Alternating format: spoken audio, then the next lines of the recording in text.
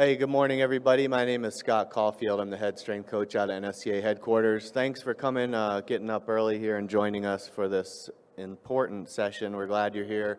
Do want to quickly mention, though, if you haven't seen already, the sessions that we're going to be at NIFS today, the National Institute of Fitness and Sport, are actually going to be here in the exhibit hall because it is snowing a little bit, and hopefully we're not going to be making people carry kettlebells across the street. So staying here for that, but glad you're here for this strength coach salary survey results, and I have this panel of experts here to help me out, so I appreciate them giving their time here to help us to kind of disseminate some of this info and give their thoughts about it. Bob Alejo has been the Director of Sports Science at Powerlift since July 2017, as well as a Major League Baseball and collegiate strength coach throughout his career.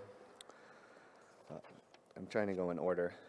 Alex Naldona is the Director of Strength and Conditioning at St. Viator High School in Arlington Heights, Illinois, and the Executive Director of the Good Athlete Project. Mike Caro, first ever head strength and conditioning coach at Transylvania University. He is now the head strength and conditioning coach at Emory and Henry College in Virginia. Ashley Jackson is assistant strength and conditioning coach at the University of Michigan.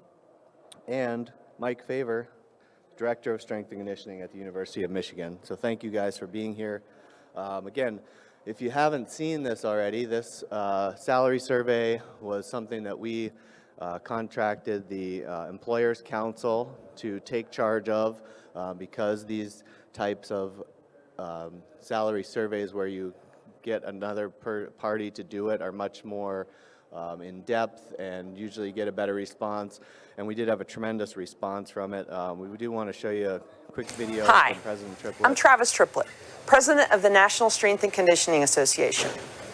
I'm grateful for the thousands of coaches we have in our membership who invest countless hours in the lives of athletes.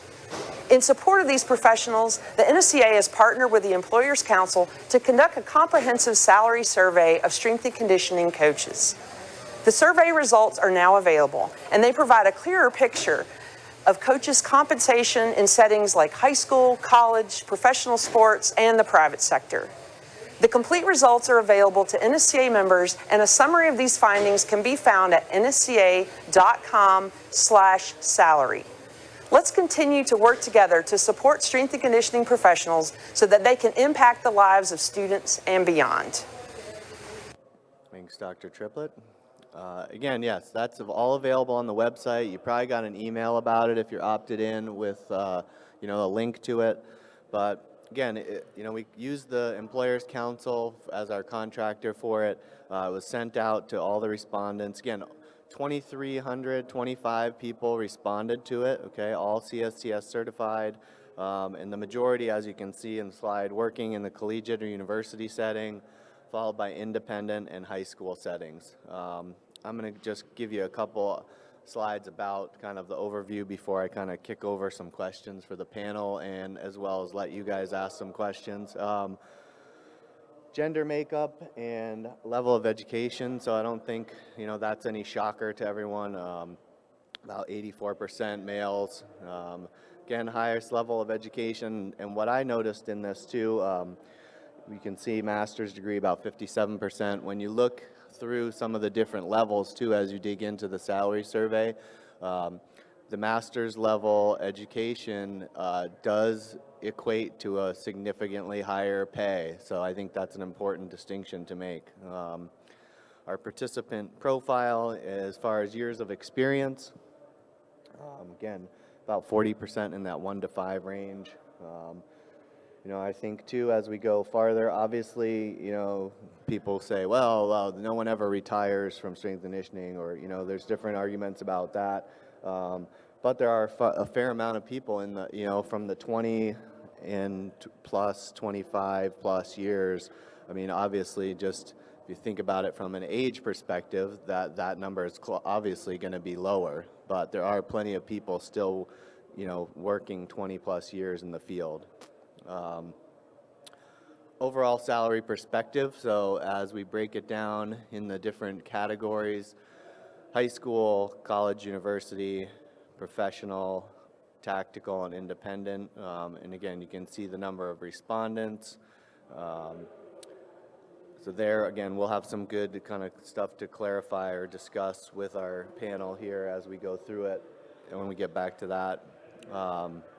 And again, as I mentioned, by average by education. So you can see here in high school, your master's degree means about a $13,000 a year difference. In college, university, it's about $9,000. Pro sports, the gap's a little bit less, a little bit closer to $6,000.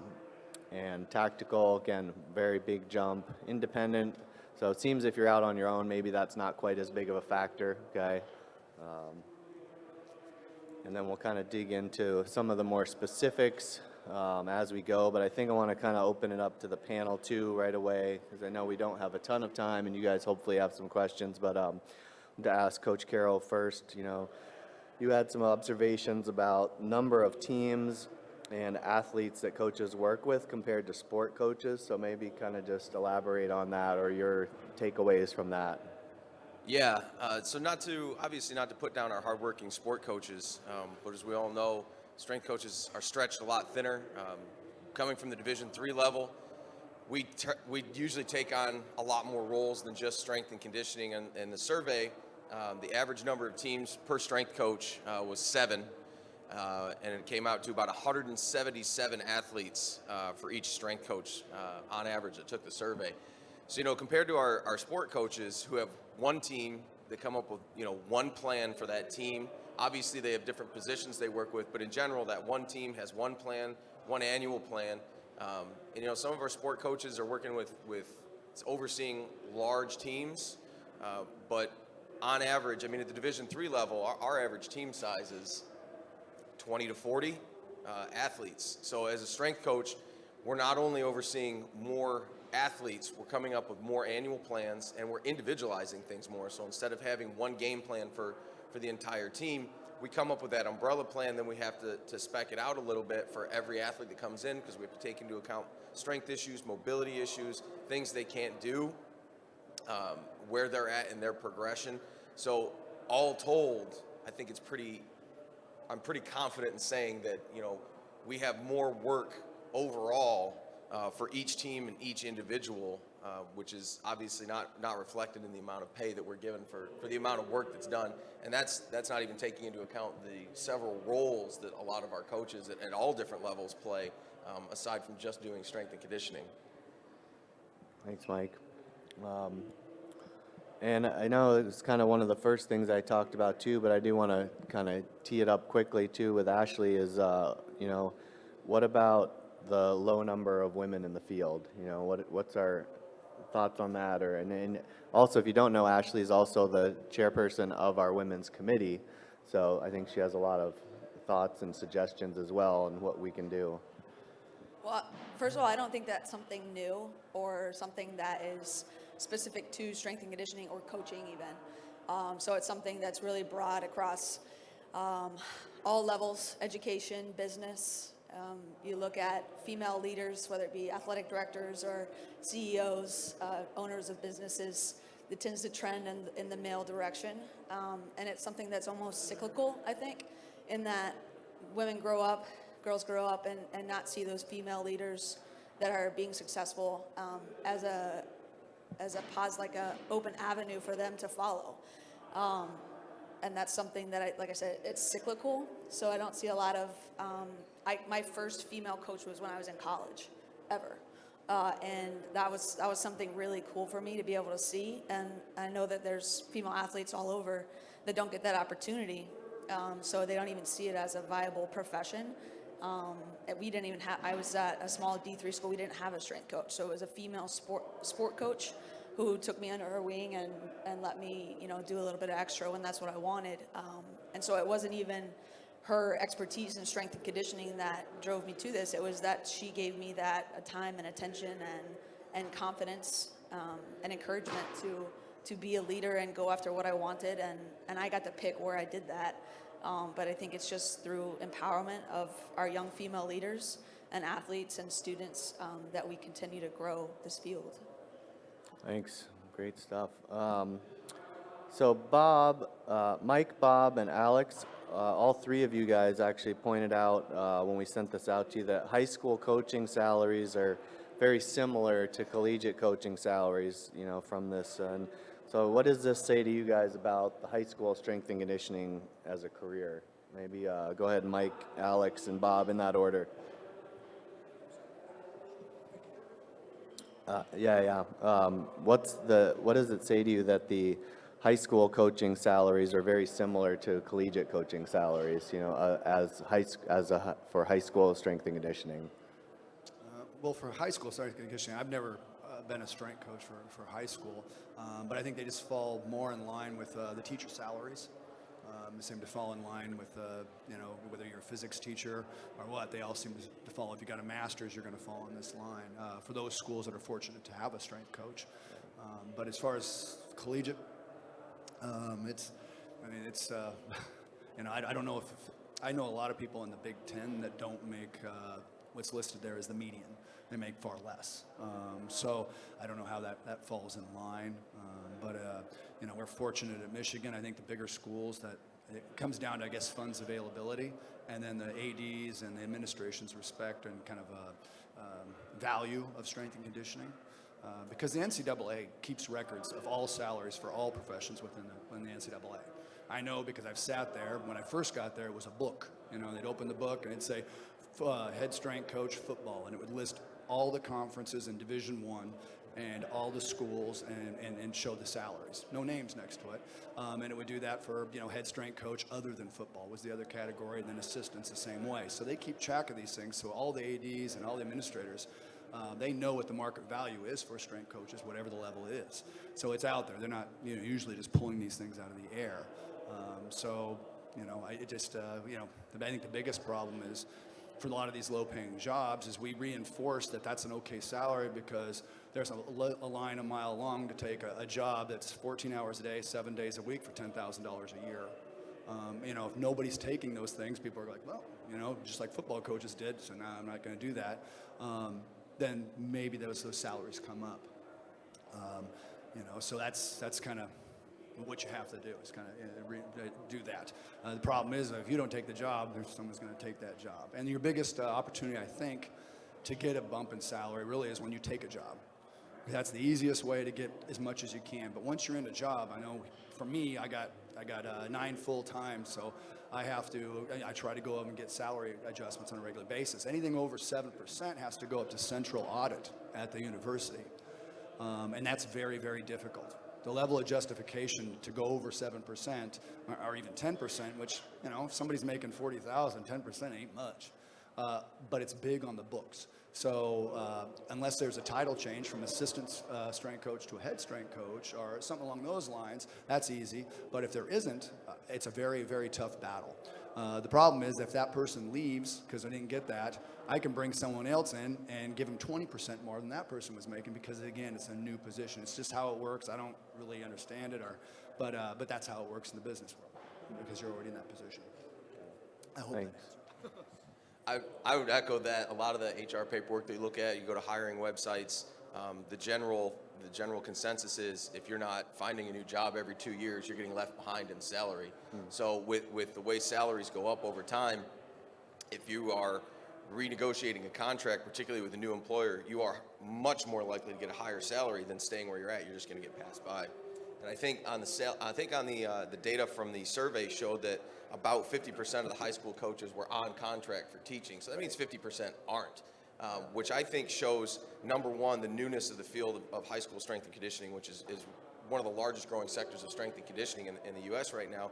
But I also think it shows the importance that high schools are putting on the position of strength and conditioning for their school. I think that's reflected in the data, whereas with a lot of colleges, again, they're kind of not keeping up with the times because they already have someone. They don't have to invest in this new position and make sure they get a really good person. They've got someone that's been there and at least been doing a halfway decent job because they haven't been fired. Yeah. Yeah, so I actually am a full-time strength coach at the high school level. Very lucky to have that position. I am not a teacher. That is my only job, my only responsibility. And what I can say is few things were mentioned. Number one, commitment to safety. That is the number one thing that I hear from administrations, especially when you're at the high school level. That's what the parents are concerned about. Obviously, whatever the parents are concerned about is what's going to affect the administration and the decisions that they make. So one of the recommendations that I would have is giving the parents or giving the administrations, equipping them with the information of why it's important to have someone qualified in your school, whether that's a full-time person, whether that's a coach, whether that's, baby steps, I would say. I think right now, off the top of my head, I can think of 3 full-time strength coaches, but that's our only responsibility at the high school level, at least in the state of Illinois. I can't speak for the broader United States, but that's number one. Number two, one of the things that stuck out to me about the closeness in salary, I hope that it also pushes really high-quality coaches to the high school level. The stories that we hear all the time about the really long hours, the 40-plus hour weeks for whatever that comes out to hourly in pay. I promise I am not trying to come across as braggadocious here, but that doesn't happen at the high school level. It doesn't happen as often. There are still obviously days where we are putting in time, but it's certainly a different atmosphere. And I'm saying that from personal experience, and I'm saying that from the experience of the other full-time high school strength coaches I know. There is more room for family time. There's more room for things outside of there. So I hope, number one, that we can kind of get unified in our message that we're giving to the high schools about why it's so important to have someone there. Also, sorry, I forgot to add this part, in dollars and cents. That is honestly probably more important than the safety message, is how much money this could save them. This investment of whatever it may be per year could save in injuries, whatever it may be. I think that's an important thing that we got to get out there. And then number two, it is a huge growing field, high school strength and conditioning, and there's room for a lot of really great coaches, and the lifestyle's a little bit different, especially if you're coming from the college sector. So I would say check it out. And if you're a young guy, look into it. It's a great opportunity. Well, I think the data is reflective of kind of a binary illustration of, one, that the collegiate area is not keeping up for the very reasons that Mike was talking of. There's a lot of administrative state guidelines if you're in a state school. But it also says that, there's an enjoyable, lucrative career that's growing in the high school sector, which is a fantastic place to be. I mean, we all have ended up in nice places and at big schools, but frankly, I think you can have a larger impact on young people's lives at the high school level. I don't think there's any question about that. So if you want to impact lives, which we do in a significant way, and you want to help young people grow physically and mentally, I think the high school is a fantastic place. I mean, I've seen oftentimes posts and discussions about don't think you're not anybody if you're not at Michigan or North Carolina State or UCLA. That's a ridiculous notion. Because, frankly, the electric company and the mortgage company could give a crap where you work, right? So that's part of a little bit what he's talking about. And your family does as well. I mean, yeah, great,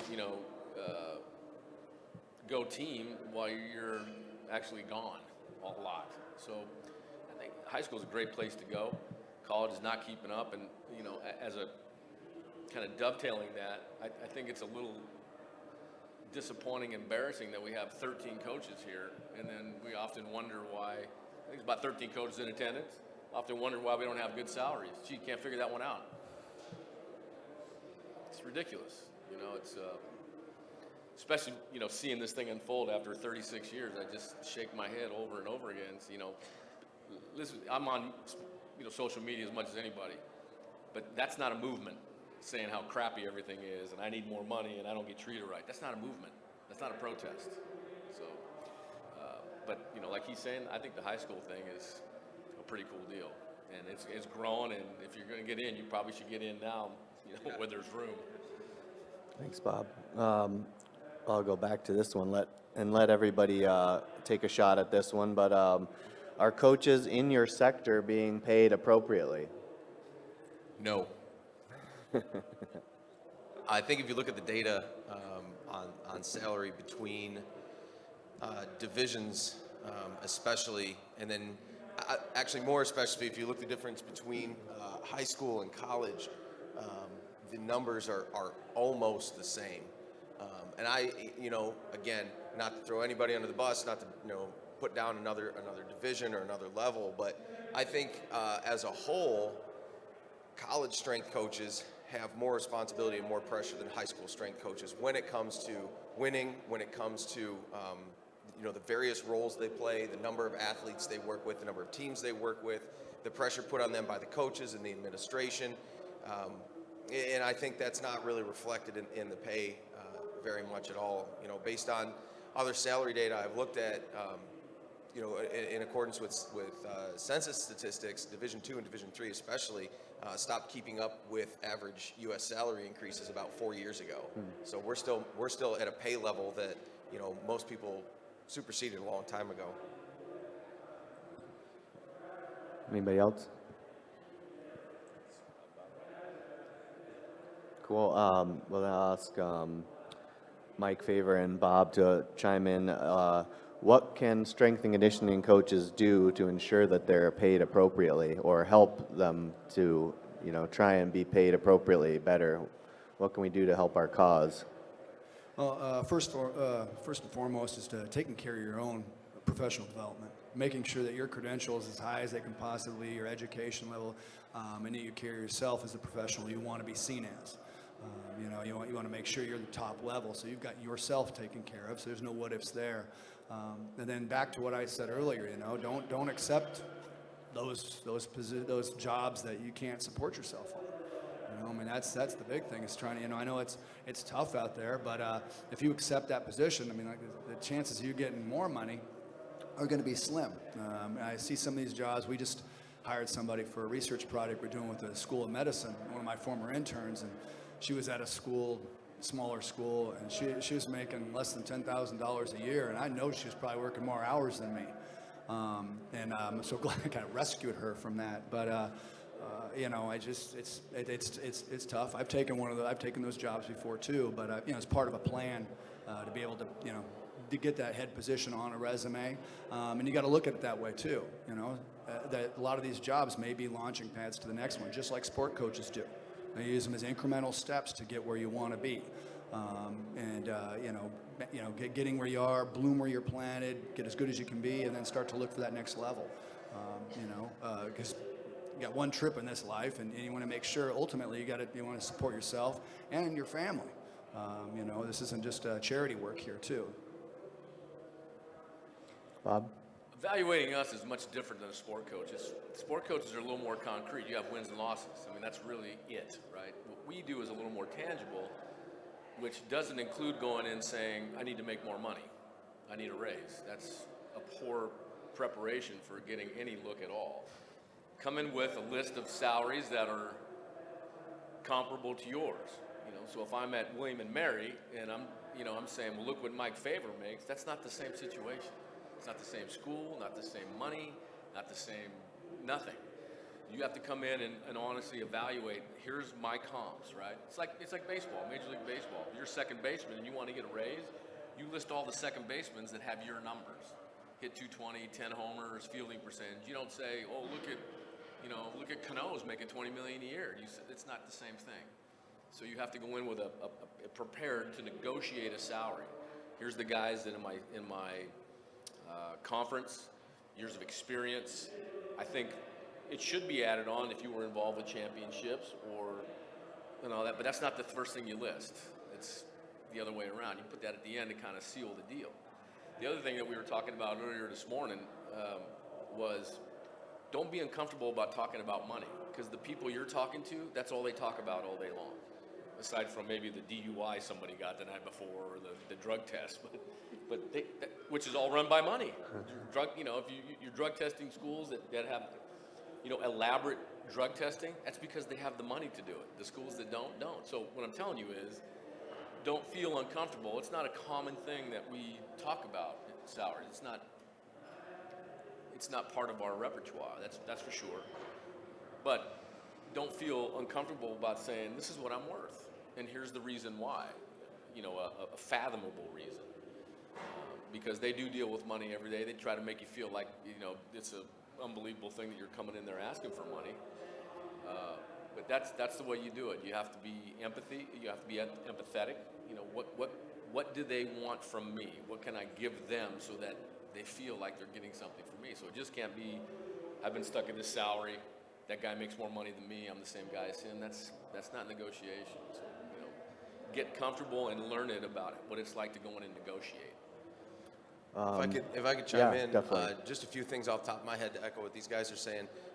One thing that I always try and instill in my interns is the phrase, be an asset, not a liability. Be the person that's going to help build things, and that goes along with all of our strength coaches. If there's something going on at the school that falls within the realm of your education, your certification, and your knowledge, if there's an issue, do what you can to fix that. You know, ingrain yourself. Be someone that eventually that athletics department can't run well without you. You know, that's a way to prove your worth. And along with that, as Bob was saying, when you're interviewing for a job, you know, look at the way they've done things before, compare that to the way you do things with your system. And don't be afraid to say, hey, I don't start training till 7 a.m. You know, and back it up. Don't just say this is what I do because I like to sleep in. I don't start training till 7 a.m. because Division III athletes tend to be up really late doing homework. So I'm going to give them the benefit of the doubt, let them get a little sleep. And statistics show with more sleep comes fewer injuries. That's my reasoning, you know, because if you don't, they'll just either usually go off what the last guy did, because the person ultimately in charge of hiring you on the administrative side doesn't really know what you do. So they're just going to assume you do the same thing the last guy or girl did, you know, so you have to put yourself out there. And if you're the best candidate, they're going to negotiate with you. If you're not the best candidate, it's probably not likely you were going to get the job anyway, but at least you asserted yourself. You know, if they're expecting 60 hours a week for $12,000 a year, it's wholly expected that you would negotiate something better than that if you hold yourself in as more worthy than that, and we all should, really. And just to expand upon what Bob said too about researching the positions and knowing, most of the state schools by law have to publish that stuff. You know, you got to search for it a little. Like Michigan, there's a database. You can punch in a name of a professor or anybody. It tells you what their salary was. You know, doing that. If you're going into a job, look up what the person before you had. They're going to try to lowball. They want to save money. You know, and it'd be very easy to find out 2 months after you've taken the job. I will raise my hand, guilty. To find out you started out, you're making less than the guy was before you. So, but that's a learning. That was a learning curve for me. I go, oh, you know, I need to do that. I need to go out and research that stuff. And then being part of the athletic department rather than hunkering down in your weight room. And that's good. You want to do a good job there. But the only people that see you do good there is usually the student athletes and your fellow strength coaches. But the administrators may not see that. So if there's something else going, you're on the road helping something else or being part of a committee where all of a sudden now the administrators, they know you by face, by name. You're not a number. You're not just the strength coach. You know, you're Bob or you're Ashley. And they know that. It's much easier and they look at it much more favorably because now they know you. You're kind of you're a friend, you know, they know you. And they'll look at those raises or something just more amenable to that. I can speak a little bit more like on the assistant side. It's taken me 7 years now at Michigan to kind of fill my cup with duties that I think I can handle. And that was me going next door to Mike and being like, what else can I do? What else is there for me to help with, to take over, to improve? It doesn't have to be strength and conditioning related. What about our social media? Do we have it? Can we create it? Is it good? Let me help with that. Okay, well, if you won't let me have it, let me help with it. Let me ingrain myself in that position, in that, you know, subject matter, and let me improve it. Finally, at this point, I'm like, okay, I'm good right now. I want to do the best I can at what I'm overseeing. And I think that that gets overlooked too, because people just grab and grab and grab, and they're like, I do this, I have my hand in this. Well, are you making it better? Like, are you improving it? Don't just say that you have a hand in it, because when they actually go and say, you know, what do you do to improve your social media followers, or what do you do to improve the relationship between your department and athletic medicine or nutrition, and that's where you stop, that's where your information stops, and that's not any good. You're just wasting your time. And that takes a little bit of time and growth in the profession to figure out. But like Mike said, like, get on campus. I'm traveling back and forth to campus, to on campus, to South Campus, Central Campus. Like, I put miles on my truck, like, being places, but everyone knows who I am. Be at every athletic department event, whether it's voluntary, whether it's a social hour. Go up and introduce yourself to, you know, Ward Manuel, the athletic director. That's a hard guy for me to get a hold of. It might be a little easier depending at what school you're at. But introduce yourself to other sports coaches. At some point, you might get a chance to work with them. You know, when that basketball job comes along, or there's an assistant football position where it gives you an increase, or, you know, a chance to increase your salary, that coach knows who you are. They know you're a friendly face. They know that you're helping out within the athletic department, and that gives you a foot in the door. Great, thanks. Question? I just had one comment, question related to, you know, kind of getting outside of the weight room. And I observed Lindy Kelly. She's the strength coach at University of New England. And she got herself into the student, kind of the campus tour.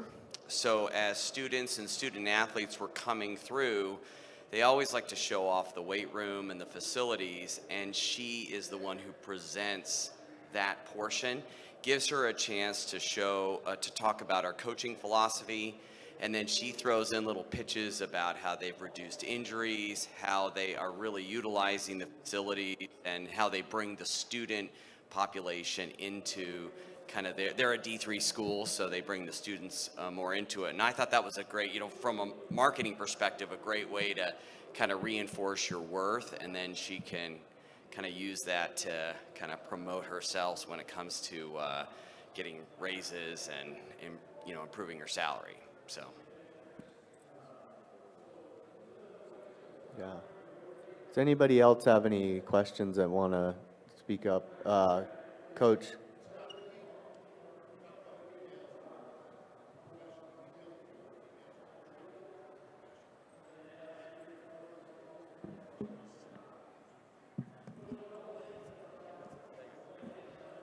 So we talked about female strength coaches in our profession. Do we know if more are trying to get into it, or are there just not more trying to get into it? I mean, I spoke on earlier in the cyclical fashion of this. Do you have any females on your staff? Yeah, but it's a different deal. Okay. Yeah. And when, you know, we look at that and we talk about, like, creating mentors, or, you know, people for our student athletes or students in high school to look up to, there aren't that many, and it's something that is missing. And I challenge every, you know, head strength coach in here to give a female a chance, and not just to create diversity on your staff, but to give a good coach a chance. I'm not a female strength coach. I'm a good strength coach. And that's something that I'll continue to verbalize, and in as many microphones that are put in my hand. I don't want a job because I'm a female, or to feel that 1%.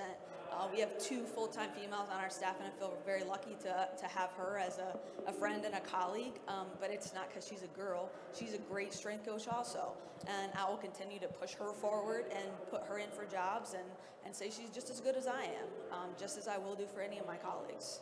Right. So we don't know if the trend is that more females are trying to get in the profession or not right now. We don't have that data. Right, I mean, it's If you hard to look at- tell, yeah.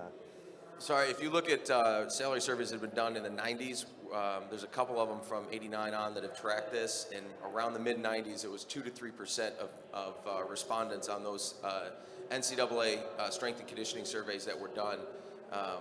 About 2 to 3% were female. So the number has risen, but I think it's obvious to see it has not risen at the level it should, absolutely.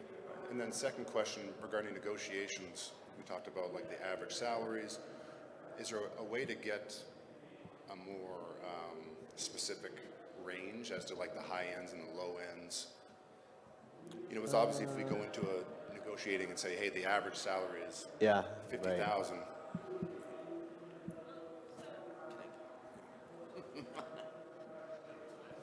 If you download the full salary survey off of the NSCA website, there is more detail there. We don't have those high and low ends, in part because we didn't want to reveal any individual salaries. We did promise anonymity when people responded to the survey, but that's something we can go back to the Employers Council and talk about, at least for the next time, if there's some way we can design it.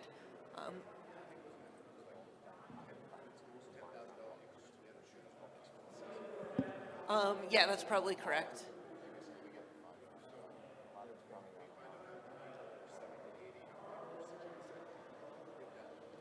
Okay, so you're asking, can we find out a little bit more of the numbers of those ranges that people answered?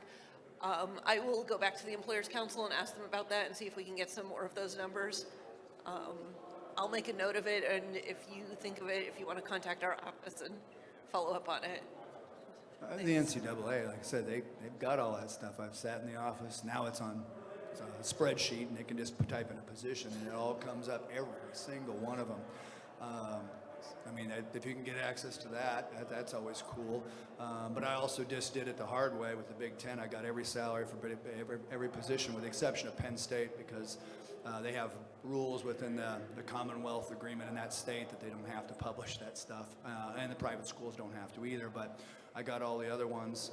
It takes a while, but we did that in order to justify what we had here, and that, and help, because facts and figures matter. You can present numbers, and they listen to it a lot better, rather than, hey, I believe this and I feel this. And I'm not going to talk feelings with anyone. I don't have any, but seriously, just facts and figures. They understand it. They deal with it every day. So I think this is awesome, because now there's a frame of reference or a point to start for a lot of people in different areas. But are we at all worried that the average may not be representative of, because we may have some salaries that are higher and some that are lower? And the reason I bring that up, seeing the pro numbers with baseball, and I know things have changed a lot since I was a minor league strength coach in 2010, so it's been a while, but seeing the salaries then, there'd be, 20,000 and 100,000. If we get the average of that, it's going to be 60,000. But there may not be anybody actually making 60,000. So you may have somebody that's like the major league guy getting one higher level, one lower. Are we at all worried that some of these are skewed by things like that? Well, I think you should be, I wouldn't say concerned, but you have to think about it a little bit. It's much like when we do our testing, right? So we your team has an average vertical jump of 30 inches. That means somebody's jumping 35, but somebody's jumping 26. You have to pay attention to both those ends. So it's much like the same deal, right? I mean, and I can speak to baseball because I did it for a while, but there's a couple of guys making 200 in baseball, and there's some guys making 60. So you can't really, again, it's apples and oranges, because well, for me, like with the A's, we were a very small market, right? So I can't go in there asking, I guess I could in terms of experience, but in terms of how much money they don't have what the Dodgers and the Yankees have to spend. It's just not. And Billy Beane and I were good enough friends that, I understood that. I knew he was doing the best he could for me.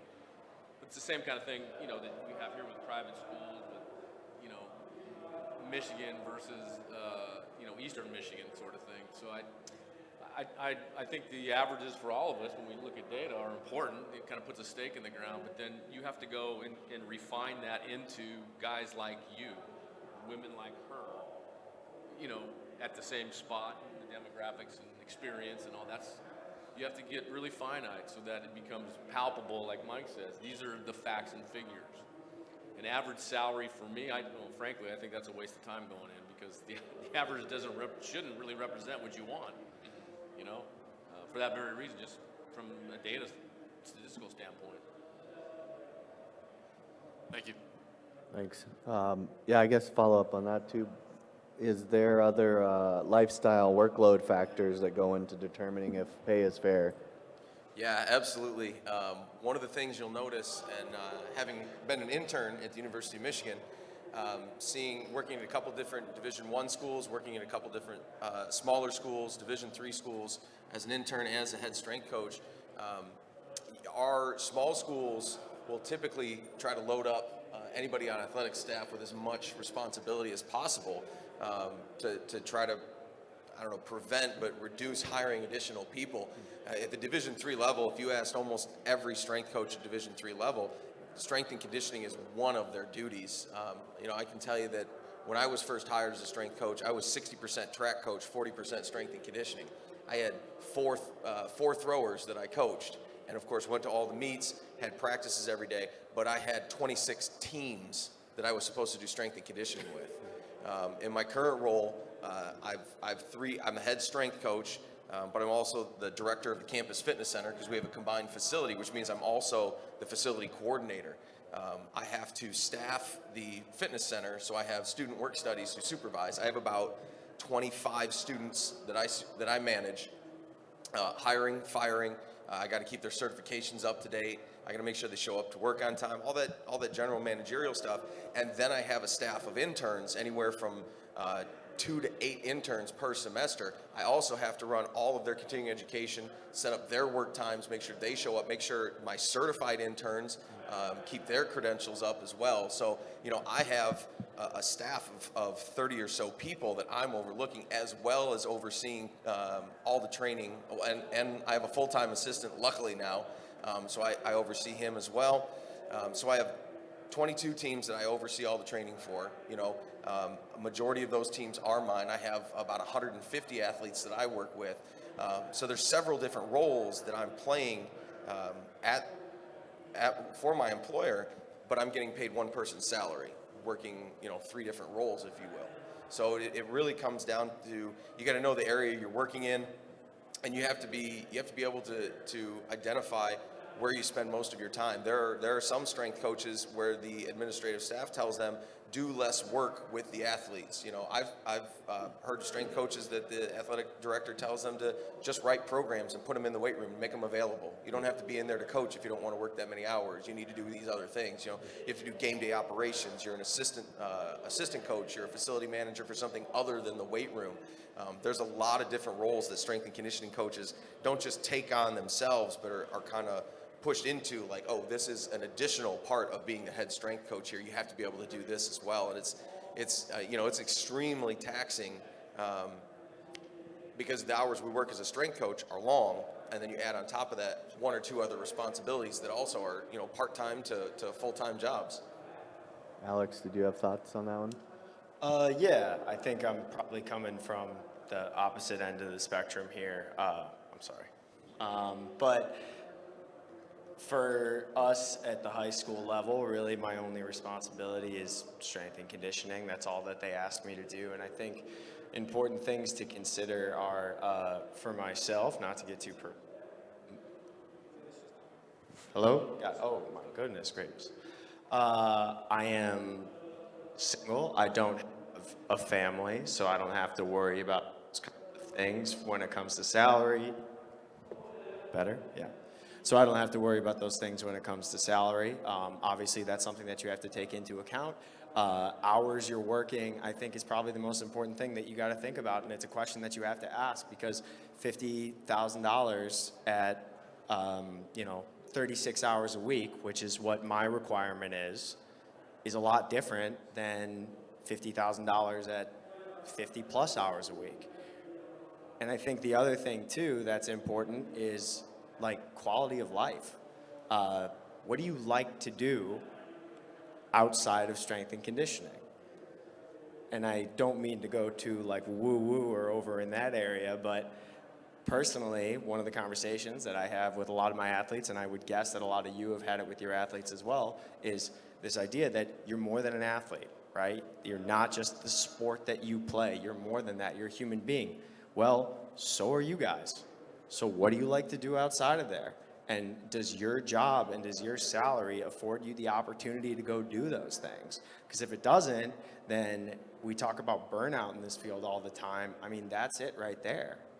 You have no life outside. If you have no life outside of the weight room, that can wear on you pretty quick. Thanks, Alex. Got a few minutes left. I do want to throw one more out from myself and then let anybody else answer or ask. But so what do we do? What do we as strength and conditioning coaches, all of us, all of you guys do, as well as the NSCA, need to do to move this profession forward. Bob, you want to tee it up? Start. I think I've already spoke to that, in terms of, be strong in your negotiations, stand firmly on what you believe to be true. Don't feel guilty for asking for more money if it's a reasonable request, right? We all know what we got ourselves into. I'm pretty certain of that. And Mike's been doing it a while and favoring, but so we see oftentimes, like I work so many hours and I have so many jobs. When I hear Mike here talking about how many responsibilities he has, you don't see a frown on his face. I'm not sure he's got a bunch of glee behind it either, but he knew what he signed up for when he did it. So he's not complaining about it. He's saying, this is what I do.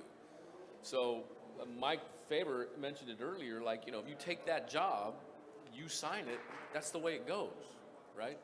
And then you work on that.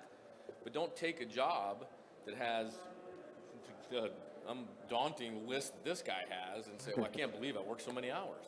And Bob, are there certain I'm coming from over here. Are there certain data points that are most effective at justifying that higher salary?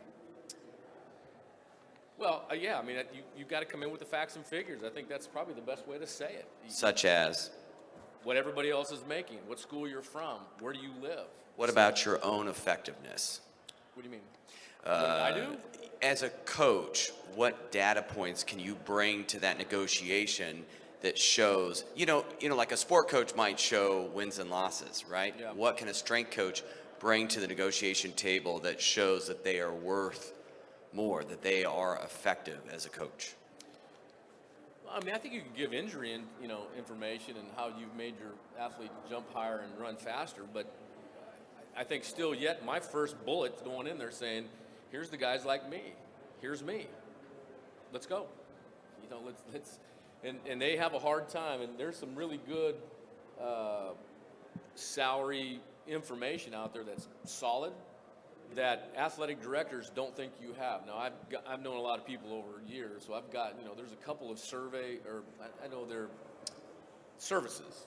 It's about $30,000, $20,000 to $30,000 a year that these colleges, for instance, pay for. It's a very exacting piece of data. It talks about years, bonuses, all these other things. So when I showed up with, I didn't have that paper because it had who sent it to me, but when I came up with these numbers, my associate athletic director said, I'm unprepared to talk about that. I said, I bet you aren't. So that's, you've got to be able to dig deep. You've got to call other high school people, call everybody in Division III. What do you think? What are you doing? Mike and I have talked a lot over the years about several items. Those things are helpful when you go in to negotiate more income, and it has to be justified. I mean, and you can't go in there every year. And I'm like, is that true?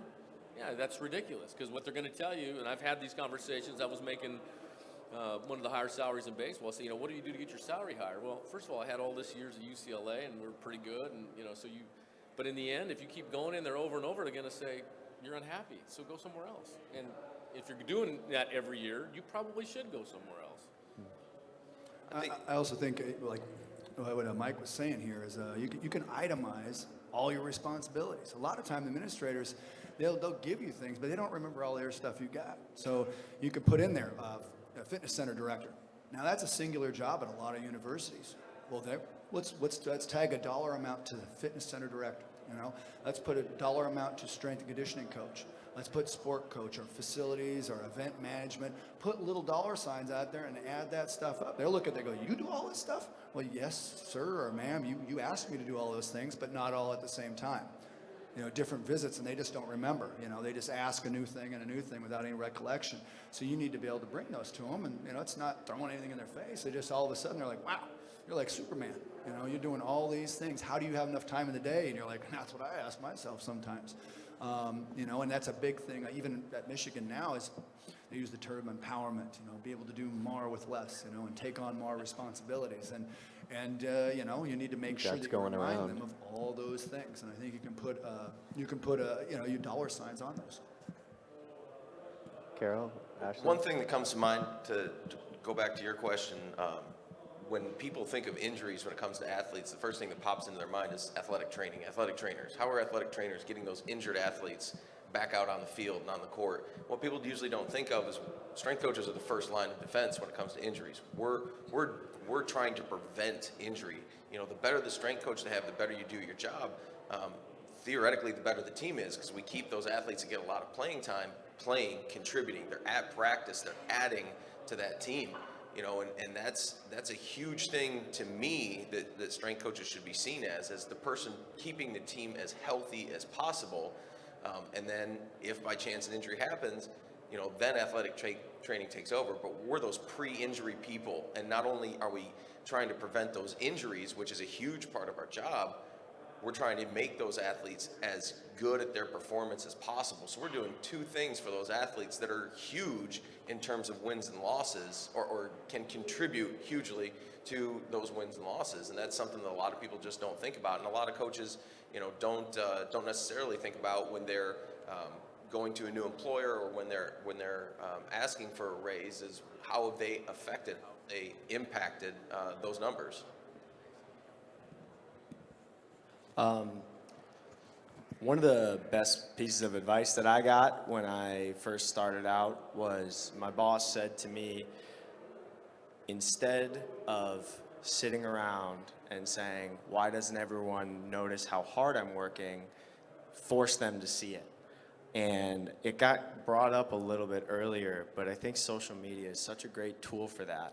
And it doesn't have to be anything remarkable. It doesn't have to be anything more than just like gassing up your athletes, showing them having fun, show them getting after it.